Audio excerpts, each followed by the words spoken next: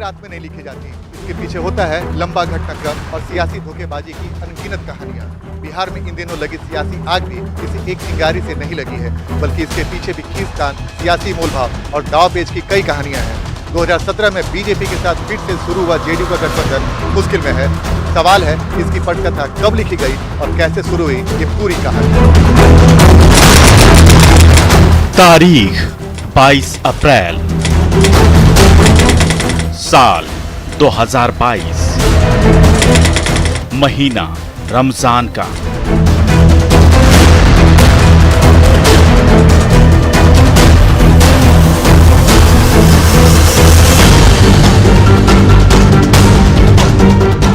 पटना की हर शाम इफ्तार पार्टियों के नाम हो रही थी। ऐसे ही इफ्तार की एक शाम बिहार की सियासत की दो बड़ी पार्टियों के दिग्गजों का मिलना हुआ। तेजस्वी यादव की सियासी इफ्तार पार्टी में मुख्यमंत्री नीतीश कुमार पहुंचे। इस मुलाकात ने बिहार का सियासी तापमान बढ़ा दिया। कयास लगने लगे कि बीजेपी से नाराज नीतीश कुमार आरजेडी के साथ जा सकते हैं। इसे जेडीयू की तरफ से बीजेपी के लिए एक कड़े संकेत के तौर पर भी देखा गया। 20 महीने के बाद इसी साल 22 अप्रैल को करीब 17 कदम पैदल चलकर मुख्यमंत्री नीतीश कुमार इफ्तार पार्टी में शामिल होने के लिए राबड़ी आवास पहुंचे। नीतीश कुमार के राबड़ी आवास पहुंचते ही सियासी अटकलबाजियों का जो दौर है वो शुरू हो गया। कयास लगाए जाने लगे कि क्या नीतीश तेजस्वी के साथ जाएंगे। अभी पार्टी खत्म भी नहीं हुई थी कि तेज प्रताप ने कह दिया कि तेजस्वी को मुख्यमंत्री बनाना है और इस रास्ते में जो भी आएगा उसे बाधा पहुंचाने वाला उसे हटा दिया जाएगा। हालांकि जदयू ने इस पूरे आग पर पानी डाल दिया, लेकिन बात अब निकल करके सामने आ रही है कि क्या नीतीश और तेजस्वी के बीच उसी दिन डील हो गई थी सील। भले ही दूरी चंद कदमों की थी, लेकिन नीतीश कुमार को यह दूरी तय करने में लंबा वक्त लग गया। इस इफ्तार पार्टी की प्लेट में जो कुछ भी व्यंजन परोसा गया, उससे ज्यादा चर्चा इस बात की हुई कि इस प्लेट ने बिहार का सियासी जायका बिगाड़ दिया। पार्टी खत्म भी नहीं हुई थी कि लालू यादव के बड़े बेटे तेज प्रताप ने धमाका कर दिया। कौन क्या कर रहा है, क्या नहीं कर रहा है, उस सामने सच्चाई दिख रहा है। हमको बनाना है, लेकिन मुख्यमंत्री बनाने में कुछ लोग जो हैं अड़चन पैदा कर रहे हैं। वैसे लोग का हमको सफाया करना है।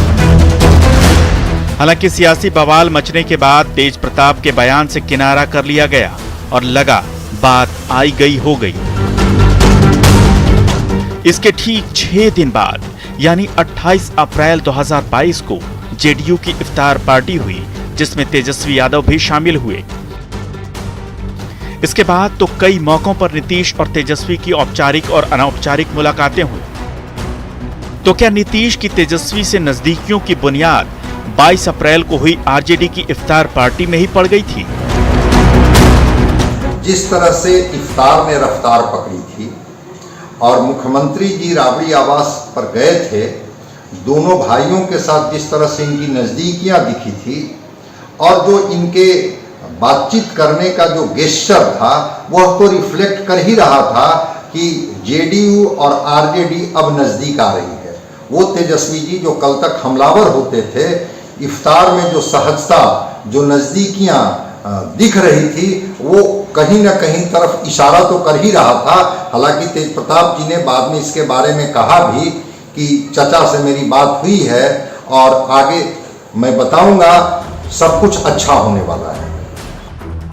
इसे समझने के लिए हमें चलना होगा 2020 बिहार विधानसभा चुनाव के सियासी रण में। 2020 बिहार विधानसभा चुनाव के रण में सियासी पार्टियां अपनी अपनी तैयारियों में लगी थीं। सीटों के बंटवारे को लेकर बीजेपी और जदयू में मोलभाव हो रहा था।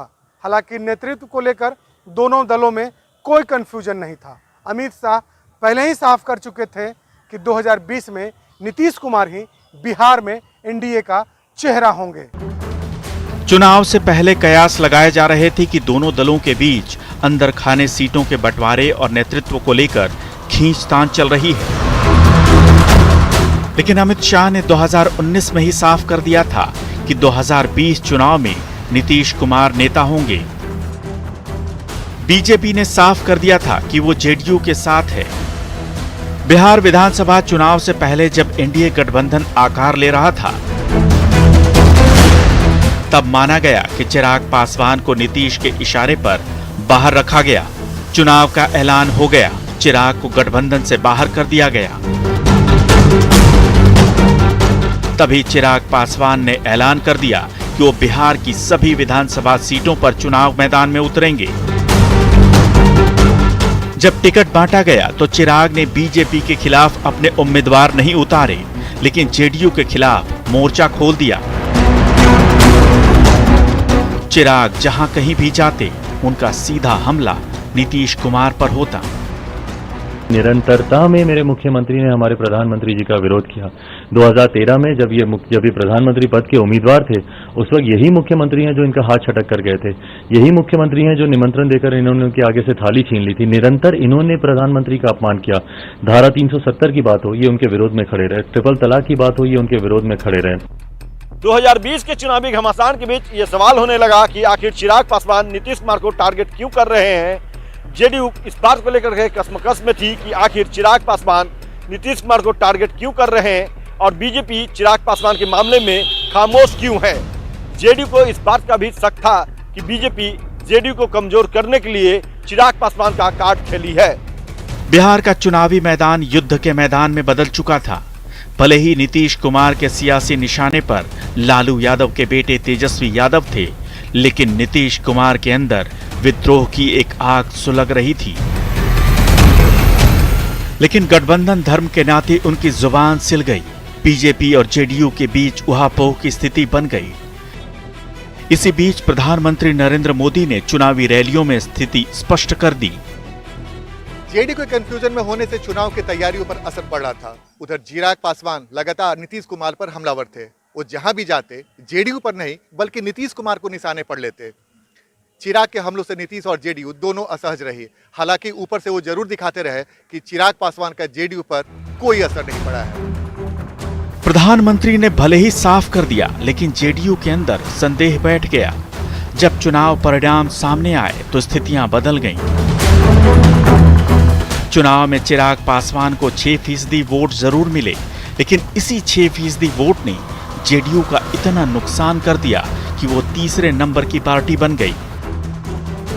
चिराग की पार्टी एलजेपी जहां जहां जेडीयू के खिलाफ चुनाव लड़ी, वहां वहां कुछ ही वोटों के अंतर से जेडीयू के कई उम्मीदवार चुनाव हार गए। नीतीश कुमार की पार्टी 73 से सिमटकर 43 पर आ गई। नतीजा ये हुआ कि बीजेपी सरकार में ड्राइविंग सीट पर बैठ गई और नीतीश कुमार पिछली सीट पर। देखिए, विधानसभा अध्यक्ष को लेकर के जिस तरह से आक्रामक हुए नीतीश कुमार की, बाद में जो लगा कि विधानसभा अध्यक्ष पर जिस तरह से ये गुस्से में हैं और हो सकता है कि नीतीश कुमार जी के दबाव की वजह से बीजेपी को निर्णय लेना पड़े और विधानसभा अध्यक्ष की जिम्मेवारी किन्हीं और को दी जाए, लेकिन वैसा कुछ नहीं रहा। सब कुछ सामान्य स्थिति में रही और इससे तो लग ही रहा था कि अब बीजेपी है वो छोटे भाई की भूमिका में बिहार में नहीं रहना चाहती है। अब वो ड्राइविंग सीट पर बैठ कर करके और बिहार को अपने तरीके से गाइड करना चाहती है। चुनाव बाद सियासी पंडितों के मुताबिक अगर चिराग पासवान ने विरोध नहीं किया होता तो जेडीयू सबसे बड़ी पार्टी बनकर उभरती और उसे 85 सीटें मिलती। अगर चिराग गठबंधन का हिस्सा होते तो एनडीए को 150 से ज्यादा सीटें मिल सकती थी। –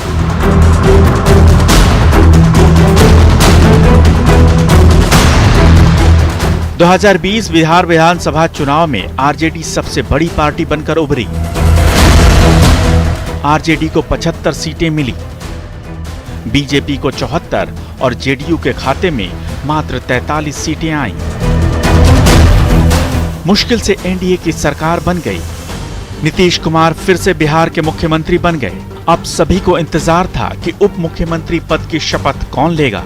लोग ये सोच रहे थे कि एक बार फिर सालों से रिश्ता निभा रहे सुशील मोदी उप मुख्यमंत्री बनेंगे, लेकिन बीजेपी ने नया दांव चल दिया। बीजेपी की तरफ से रेणु देवी और तारकिशोर प्रसाद को उप मुख्यमंत्री पद की शपथ दिलाई गई। देखिए, बीजेपी इस बात को समझती थी कि नीतीश कुमार जी और सुशील मोदी जी से बड़े अच्छे रिश्ते हैं और कई बिंदुओं पर बीजेपी को लगता था कि हमारी जो स्ट्रेटजी है, हम जैसा चाहते हैं पार्टी और सरकार के स्तर पर निर्णय लेना, उसमें कहीं ना कहीं से सुशील कुमार मोदी जी हमसे सहमत न होकर के नीतीश कुमार जी से सहमत होते हैं। इसलिए बीजेपी दो डिप्टी सीएम को ये जिम्मेवारी देते हैं, तारकिशोर प्रसाद और रेणु कुशवाहा को ये जिम्मेवारी देते हैं और सुशील कुमार मोदी जो लगातार नीतीश कुमार जी के साथ डिप्टी सीएम के तौर पर सरकार में शामिल रहे, बिहार की राजनीति को और एनडीए की राजनीति को दोनों मिल करके चलाते रहे।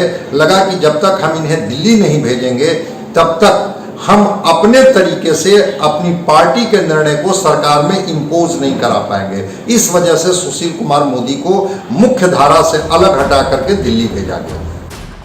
दो अलग अलग पार्टियों से होने के बावजूद नीतीश कुमार और सुशील मोदी में गजब की केमिस्ट्री रही है, लेकिन बीजेपी ने एक झटके में दोनों को अलग कर दिया। अब एक अणे मार की फिजा बदल चुकी थी।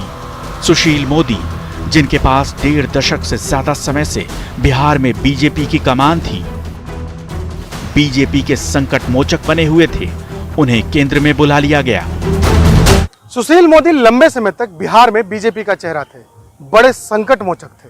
जब भी बीजेपी और जदयू में खींचतान होती थी तो सुशील मोदी ही उलझनों को सुलझाते थे। वो छात्र आंदोलन के समय से ही नीतीश कुमार के साथ रहे थे। भले ही दोनों दो अलग अलग दलों में थे, लेकिन दोनों की नज़दीकियां किसी से छिपी हुई नहीं थी।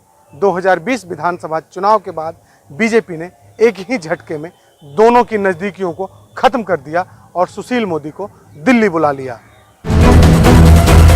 तभी ये साफ हो गया कि बीजेपी अब बिहार में नेक्स्ट जनरेशन की राजनीति की तरफ बढ़ना चाहती है। भले ही लंबे समय तक बिहार में बीजेपी का चेहरा रहे सुशील मोदी को दिल्ली बुला लिया गया, लेकिन कामकाज और केंद्र से संबंधों को लेकर कभी कोई दिक्कत नहीं हुई। केंद्र और बीजेपी से नीतीश कुमार को हमेशा स्पष्टता दी गई। मैं सबसे पहले माननीय नितिन गडकरी जी को मैं विशेष तौर पर धन्यवाद देता हूं कि उन्होंने आज एक इस कार्यक्रम की शुरुआत की है, कोइलवर पुल के 6 लेन का लोकार्पण किया है।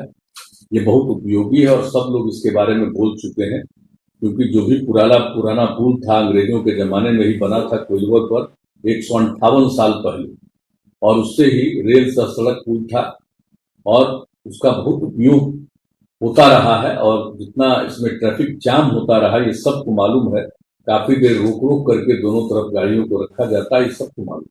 इसलिए वहां पर तो नए पुल का निर्माण होना बहुत जरूरी था।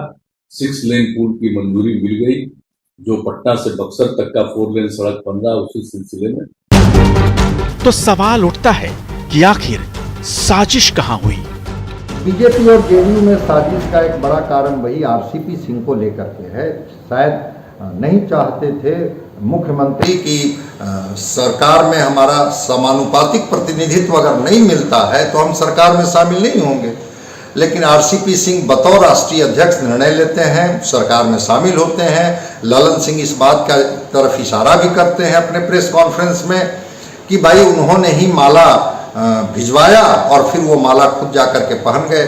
और उसमें लगा कि कहीं न कहीं से आरसीपी सिंह के माध्यम से बीजेपी बिहार में जेडीयू को साधना चाहती है, जेडीयू के लोगों को साधना चाहती है। इसीलिए तो इन्होंने कहा कि एक और चिराग पैदा किया जा रहा था। तो साजिश के केंद्र में कहीं न कहीं से आरसीपी सिंह दिख रहे थे, जिसका खुलासा बाद में जेडीयू ने किया भी और उन्हें मंत्रिमंडल से त्याग पत्र देना पड़ा, दोबारा राज्यसभा में नहीं भेजी गई उनको, और अंततः आरसीपी सिंह को इस्तीफा भी पार्टी से देना पड़ा।